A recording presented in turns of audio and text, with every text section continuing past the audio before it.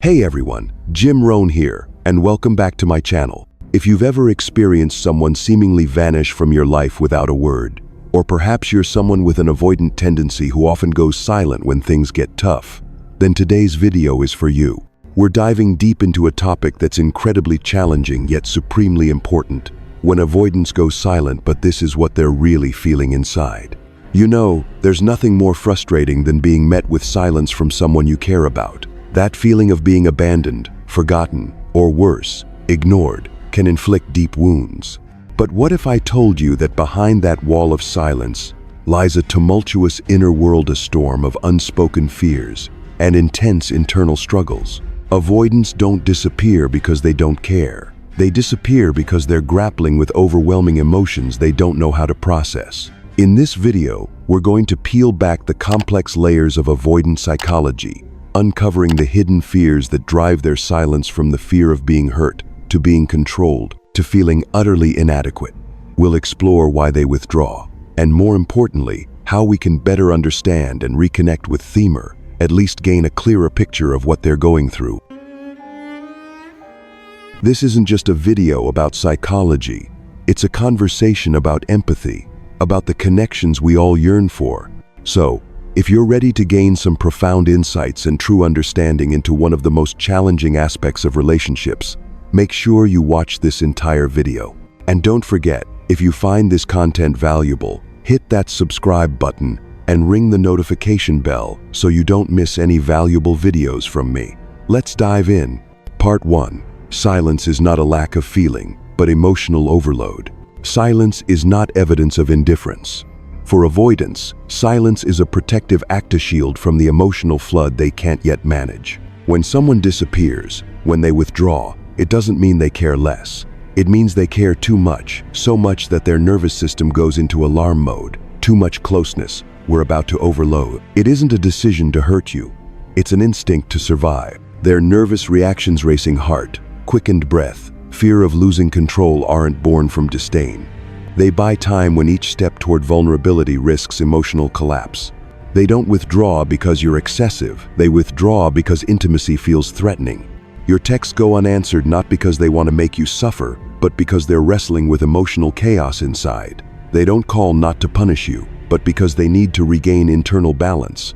Their silence isn't strategic, it's self-rescue. When you show raw emotion, crying, vulnerability, they freeze. Not because they don't care, but because they're confronted with the very emotional experience they never learned to manage. Their silence is the storm room where their deepest fears echo.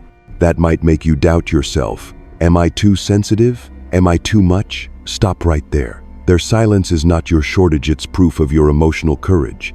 You're a beacon of authenticity they're not yet ready to mirror. Now is the time to stand in self-respect.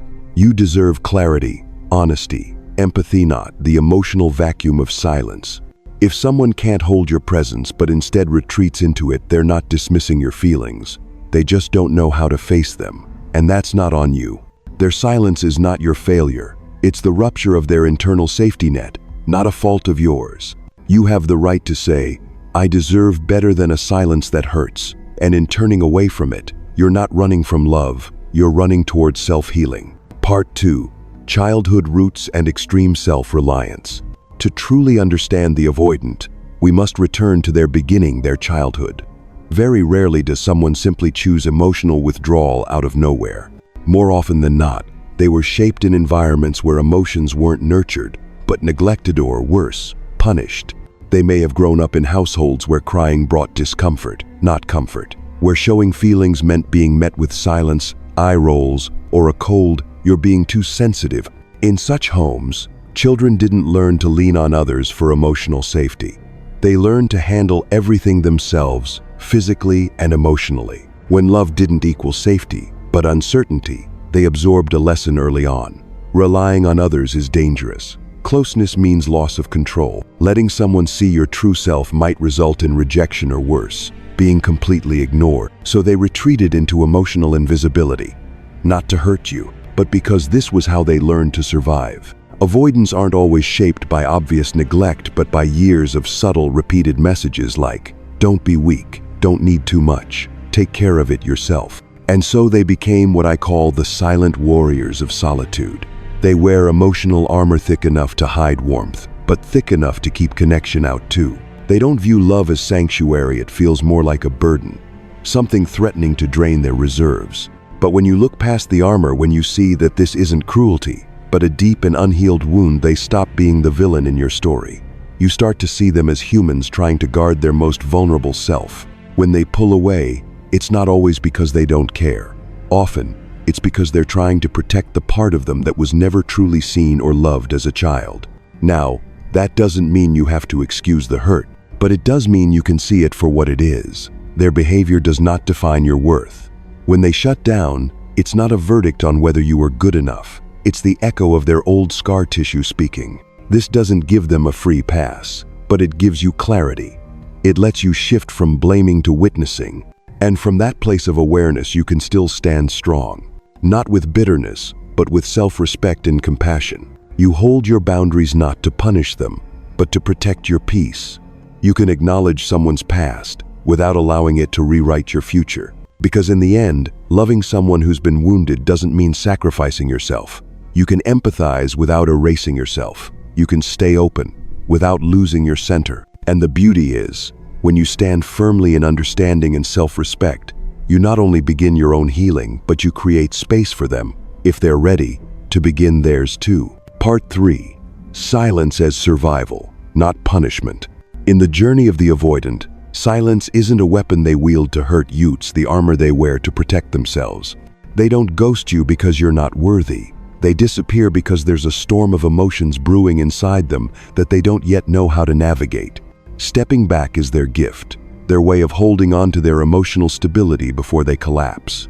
The missed calls, the unreturned texts, the vague reasons, they're not signs of indifference, but evidence that their inner world is depleted and desperate for quiet. Where you hear nothing, they're drowning in the noise of their own overactivation. The paradox is, they never truly let you go. They still follow you from afar, licking your stories, reacting with emojis, sending a soft, "hope you're well" message, but only after they've barely won a round of their internal war. It's not manipulation, and it's not a test. It's a nervous system stuck in the crossfire between longing and fear. They want you, and they fear losing you. Their eyes shut tight while their heart sings a trembling melody. I need you, but if you come too close, I'll shatter. That's why each small interaction, each gentle check-in is a little cloud they send into the still sky, a whisper to themselves that you're still there, maybe still willing, or maybe not. If you understand this, you'll begin to see their silence not as a verdict on your worth, but as an internal emergency response, something born from a lack of emotional tools, not a judgment on you. Because not everyone grows up learning how to breathe inside emotional storms. And in those moments when you stop chasing, when you stop playing tag with their shadow, you begin to nourish your own light. You learn to anchor your worth, even in their silence. You learn that the distance between you and them isn't a battlefield to fight for their love, it's a boundary that protects your right to exist, emotionally, fully, and safely. When they come back, it might be a sign they've momentarily found their footing. But it's not always a promise of transformation. And you, standing quietly in your own groundedness, remain whole, like someone who's walked through a storm without letting go of the smile in their heart. Part 4. Freezing up when you show emotion. When you allow yourself to be truly emotional, to cry, to tremble, to bare your soul, it's a moment of courage, honesty, and connection. But for someone with avoidant attachment, it's a terrifying signal to their emotional system. They shut down, completely silent. No words, no comfort, no response. You might hope they'll embrace you or say the right things, but instead there's nothing. It's not because they don't want to. It's because they can't. Inside, their nervous system freezes. No empathy, no resonance, just a void where their heart cannot process your authenticity. You see them go blank, emotionally paralyzed, their face empty, their eyes distant, like they can't breathe between hearing your pain and not knowing what to do. Their silence becomes a life-saving measure. They lack the tools to support someone who is hurting. They only know retreat. This is not your fault. It doesn't mean you're too much. It means they are lacking. Lacking emotional literacy, lacking internal regulation, lacking safety they never learned. They were never taught how to sit with another person's pain. They only learned how to flee when it became overwhelming. At that moment, your vulnerability touched the exact thing they've always avoided: fragility, raw emotion, real intimacy without masks.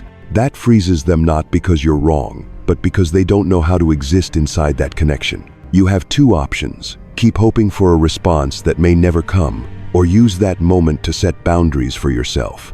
You deserve someone who can handle your tears.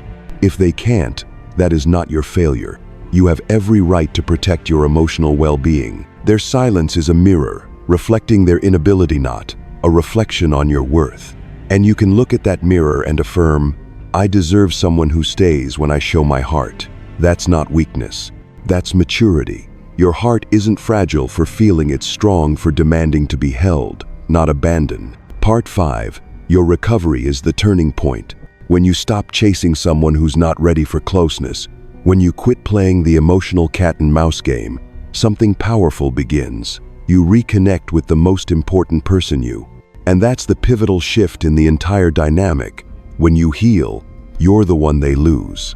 Previously, you might have lost yourself waiting for confirmation, waiting for texts, calls, explanations. You might have said, "Why am I still here?"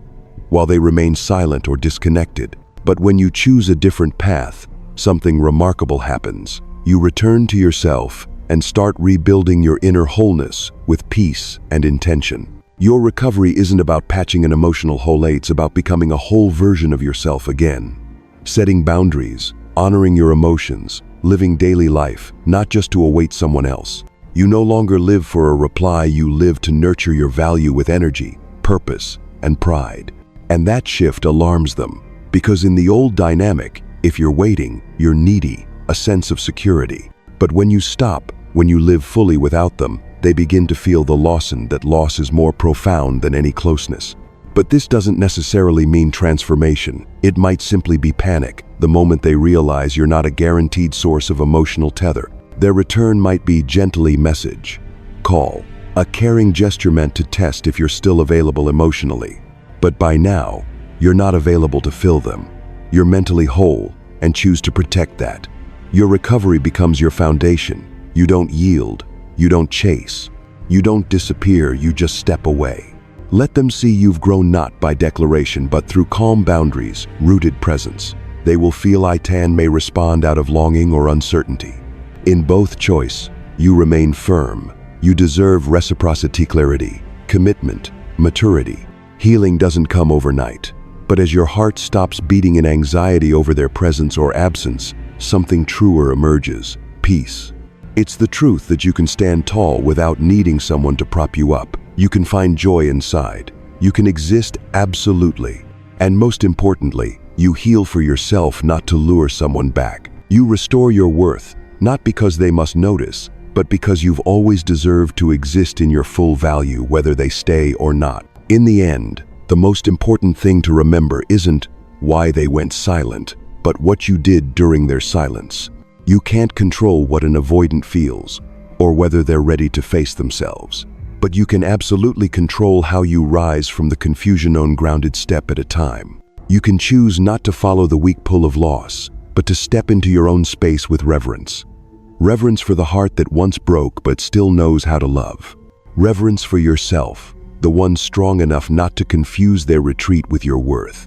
Their silence is not a sentence on your value. It's a battlefield inside them, and you do not need to enlist. When you stop trying to decode the quiet, you begin to hear your own voice clearly. And that voice, it speaks of freedom, of boundaries, of love placed rightly on you. You don't need to shout to be seen. You only need to live aligned with your worth, calmly, confidently, without a show. The right person will never make you question your place in their life. And those who make you feel like too much are simply not ready for a love that's whole. So if you find yourself standing in the echo of an avoidant silence, remember this: healing is not about them coming back. Healing is about you coming back to yourself.